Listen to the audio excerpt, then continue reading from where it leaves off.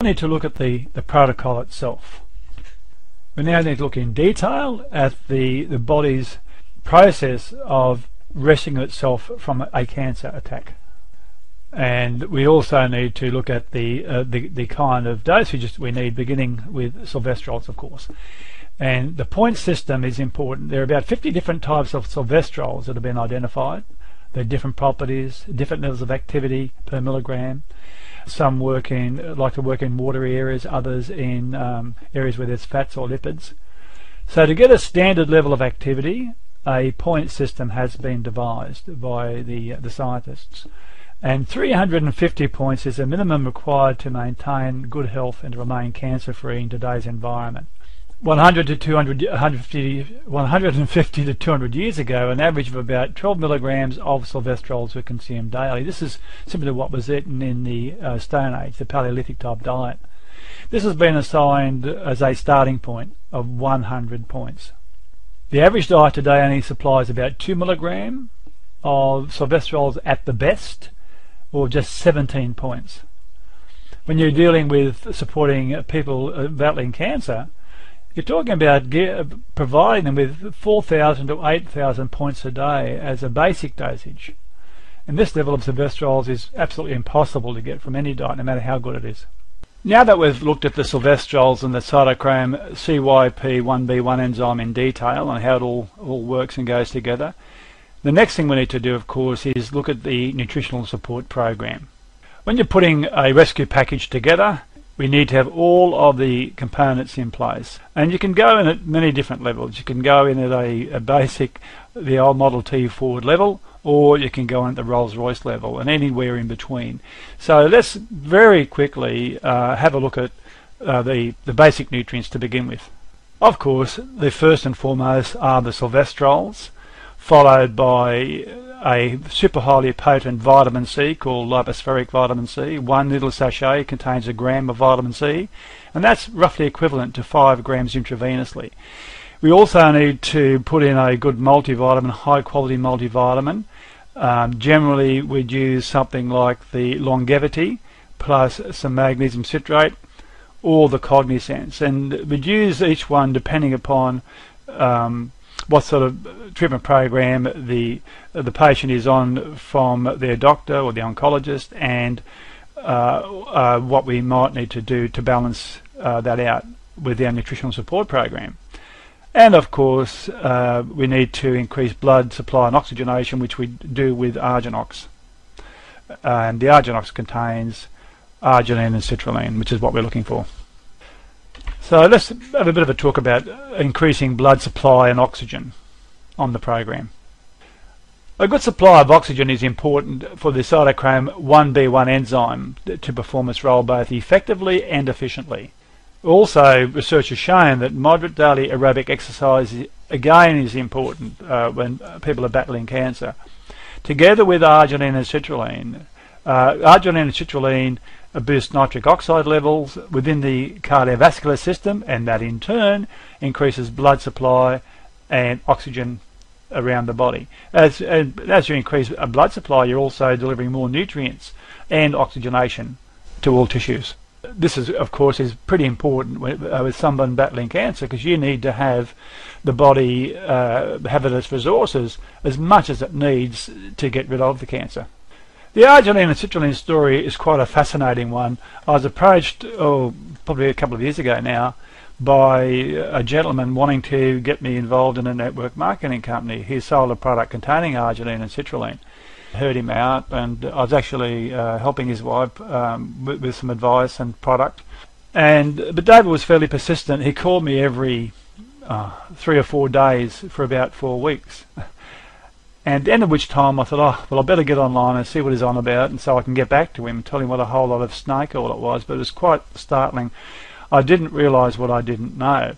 And I thought I knew all about arginine. I wasn't aware of the citrulline bit, but I knew about the arginine, so I thought.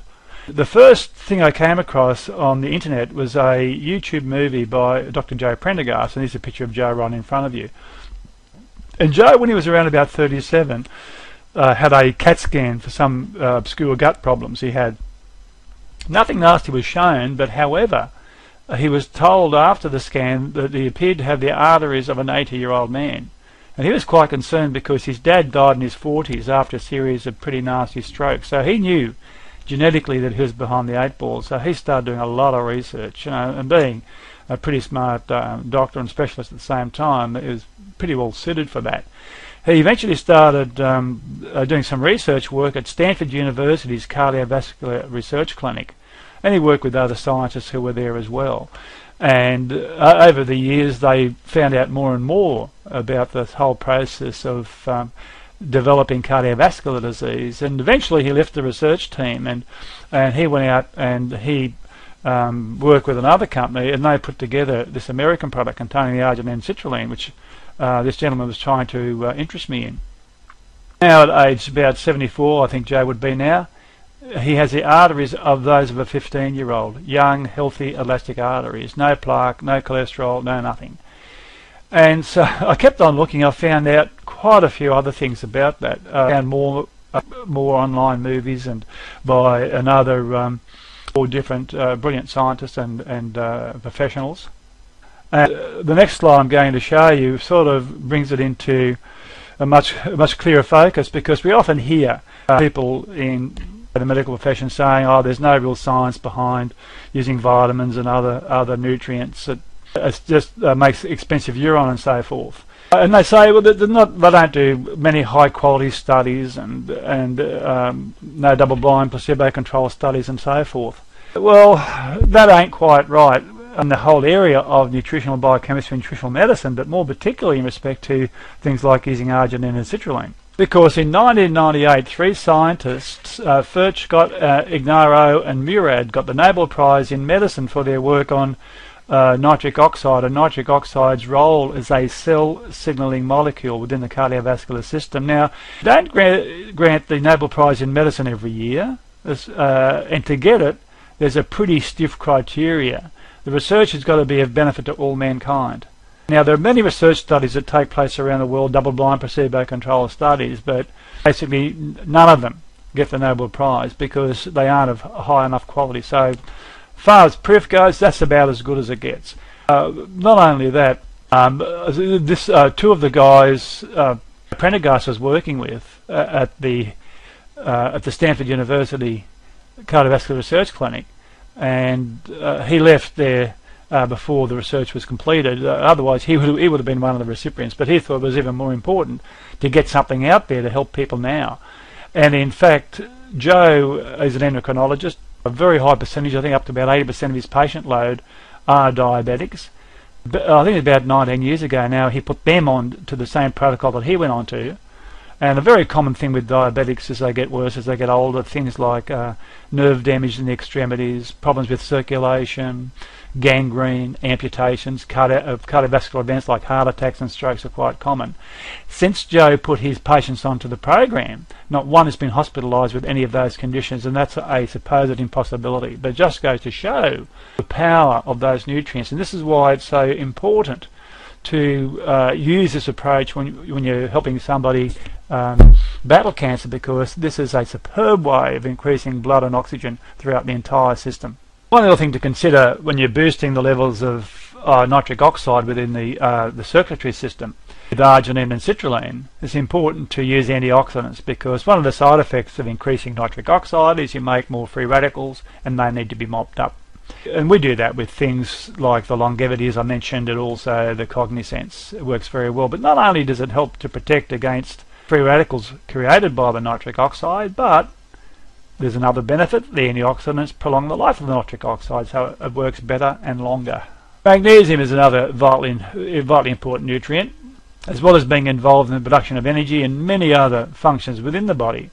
Magnesium, together with vitamin B3, stimulate the Salvestrol CYP1B1 activation reaction. In other words, they make the whole process work a lot more effectively. So it's critical to put both of those in. Another nutrient that we need to use on the program are liposomal nutrients, and in this case we're talking about is vitamin C. Liposomes are like little, very, very, very tiny bubbles, and they're made from extract of soy called phospholipids and the particular nutrient you want to deliver. It could be vitamin C, it could be coenzyme Q10 or whatever.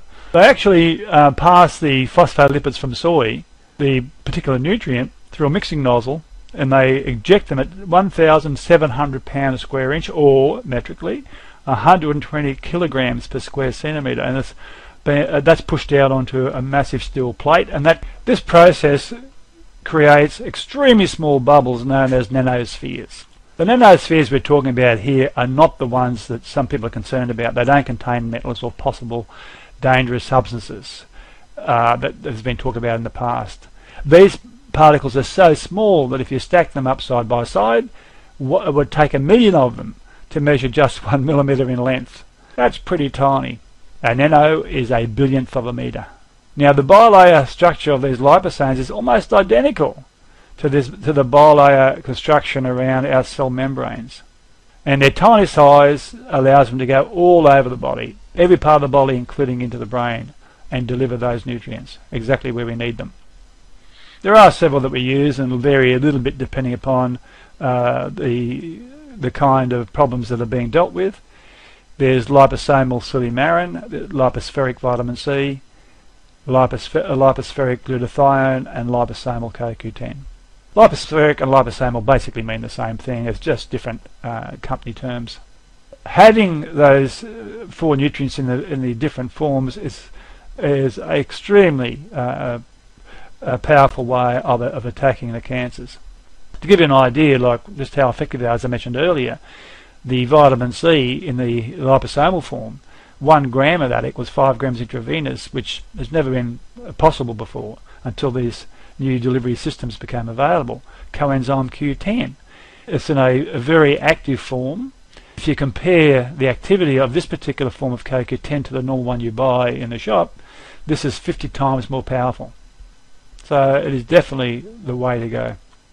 B vitamins and biotin are pretty important. Biotin is one of your B group vitamins, and it actually, if you take biotin, it actually stimulates the production of more of the enzyme that we're after, the CYP1B1.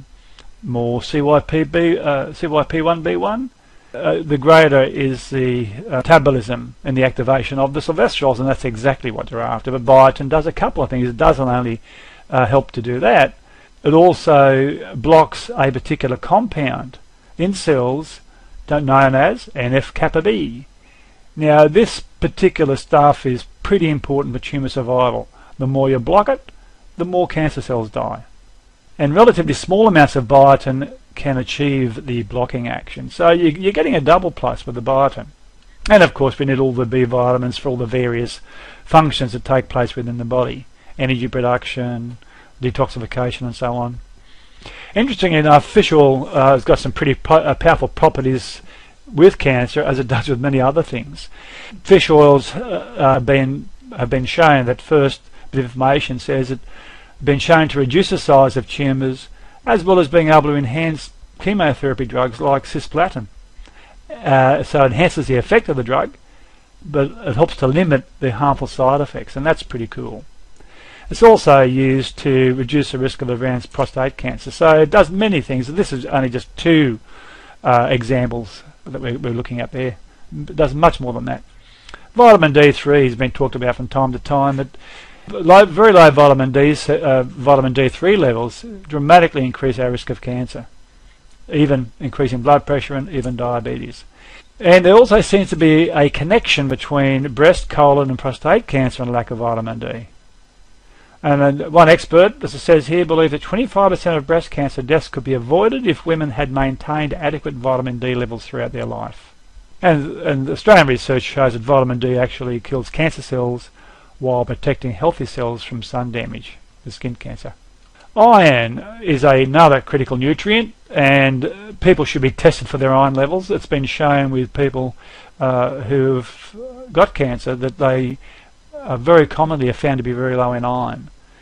And because that our magical enzyme, the CYP1B1, utilises iron at its core to oxidize various compounds at the end of the body, and including to metabolize and activate the Salvestrols, it's pretty important to make sure the iron levels are really good. This is the way that the CYP1B1 converts salvestrols into metabolites that induce cell death. And as I mentioned before, cancer sufferers are often anemic. Naturopaths and herbalists and doctors working with nutritional medicine have been saying for many, many years, health starts in the gut. So that's why it's so critical to make sure the gut's functioning properly. Put in the right kind of soluble fibres, put in the right kind of good bacteria, put in some colostrum, otherwise known as gamma globulins. Colostrum is what the mum makes within the breast in the first couple of days of the baby's life, providing antibodies and getting the gut to work better. And so putting those three things is a vitally important part of the entire program. There's been various discussions of whether protein should or should not be put in when treating cancer patients, but really protein is from the Greek word proteus, which basically means me first. It's very important to have high quality protein for our various enzymes, for our defense systems and so forth, and to maintain organ and muscle mass. And we should probably avoid grains and legumes because we want to limit carbohydrates as much as we could, because cancer cells require glucose to grow. The protein that we use should be of the right kind, and be of various kinds. You can use high quality organic meats, lean meats. I've even told people game meat is quite fine. In fact, kangaroo is extremely high quality protein. Another protein that you can use too quite successfully is whey protein. Whey protein is fairly close to the kind of protein you get in mother's milk. Slight differences obviously, but it is a very high quality protein. Another fascinating part to the puzzle is coconut oil. We're using it as a ketogenic energy source. To give you a better understanding of where we're coming from with coconut oil, we'll look at the Alzheimer's and coconut oil story. Alzheimer's, senile dementia, Parkinson's and Huntington's have something important in common. What is that? They're all related to diabetes of the brain. The brain cells are unable to take up glucose, they don't have energy, and they die. They get scavenged, they get removed from the brain. And in fact, as people get older, as they get worse, should I say, with the Alzheimer's, as it progresses, they've done brain scans on advanced Alzheimer's patients, and you actually see parts of the brain are missing. Those parts have died off and been removed. And researchers found that if you put in coconut oil, a large proportion of the coconut oil goes through the liver and gets converted to ketones. And ketones are a superb source of energy for all cells of the body. And if they weren't, there'd be no human race, because we would have died off. Because when people go through periods of starvation, the body first of all mobilizes the fat stores. The fat gets moved out of the stores into circulation, goes into the liver, gets converted to ketones, and then the ketones supply the brain and the body with energy during the time of food deprivation. Well, when you put in coconut oil, a large proportion of the oil gets changed, as mentioned, into the ketones, and they provide a superb alternative source of energy. And that's been used on many patients with Alzheimer's to stop and to start the reversal process. It works brilliantly. This is an interesting little slide. Dr. Mary Newport, a paediatrician from the States, her husband Steve developed Alzheimer's. He started to progress at a very high rate. And if you look on the left, that's supposed to be a clock face, just a few squiggles on the page. It's a common test they get advanced Alzheimer's patients to do to see just how far it's progressed. Mary did the research, found out about the brain diabetes problem, found out about the coconut oil, put Steve onto 3 tablespoons of coconut oil morning and night, and within 2 weeks, you can see he's getting a clock working, and at the end of 37 days he's got a clock face. He's improved absolutely enormously.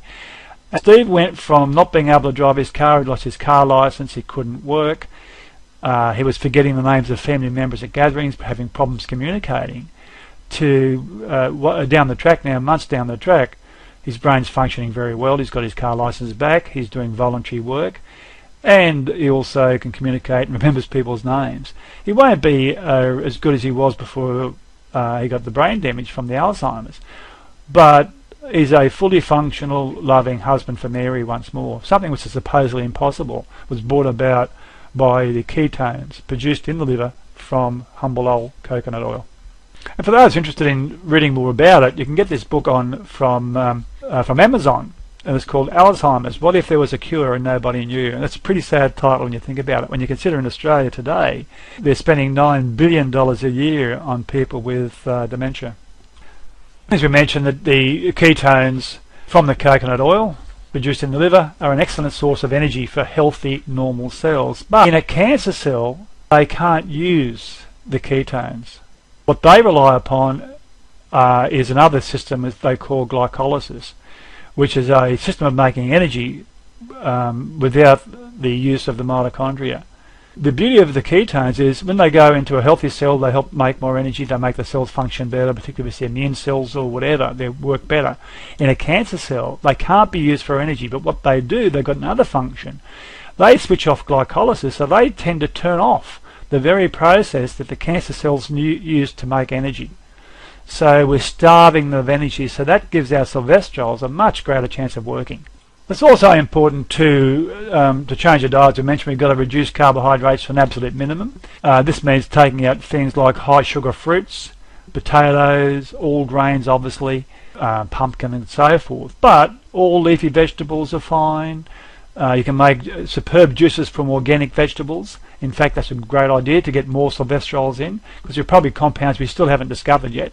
Here's an interesting little juice for you. Celery, spinach, parsley, cucumber, beetroot, greens, cabbage, broccolini. Tastes pretty interesting. You can also add any other green leafy vegetables you want, or any other low carb vegetables, and berries are fine to use as well, because berries are much lower in sugars than the fruits like, say, bananas and oranges, etc., the high sugar fruits. And because the Salvestrols tend to concentrate more in the outer areas of the fruit or vegetable, and particularly in the skin, it's important to have a juicer that's capable of getting the juice out of those areas. The average juicer you buy, the normal high-speed juicer, aren't able to do that. There's a relatively low-cost one made by CMAC. You can buy it at all the major supermarkets, all the major appliance stores.